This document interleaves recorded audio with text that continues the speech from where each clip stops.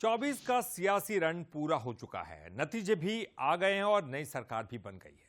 लेकिन लोकसभा चुनाव को लेकर सियासत है कि कम होने का नाम नहीं ले रही।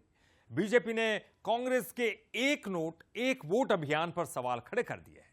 पार्टी के नेताओं ने कांग्रेस से अभियान में जुटाए गए पैसों का हिसाब किताब मांगा गया और भ्रष्टाचार के आरोप लगाकर जांच की मांग की है।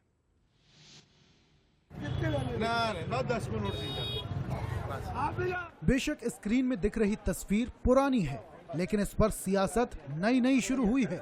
जबलपुर लोकसभा सीट में कांग्रेस प्रत्याशी रहे दिनेश यादव ने चुनाव प्रचार के दौरान एक वोट एक नोट अभियान चलाया था। बीजेपी पर खाते फ्रीज करने के आरोप लगाते हुए एक वोट के साथ एक नोट की अपील की गई। अब बीजेपी कांग्रेस से इसका हिसाब किताब मांग रही है। बीजेपी का आरोप है कि कांग्रेस ने हमदर्दी दिखाकर लोगों से बड़ा चंदा लिया। इसका उन्हें जनता को जवाब देना चाहिए।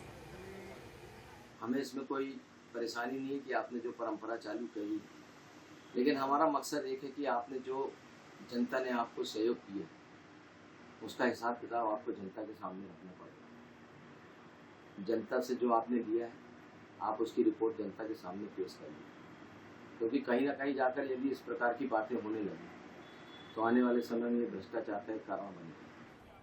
लोकसभा चुनाव के दौरान कांग्रेस नेताओं ने जबलपुर ही नहीं पूरे देश में इस अभियान पर जोर दिया। बीजेपी पर खाते फ्रीज करने को लेकर भी जमकर वार पलटवार हुए।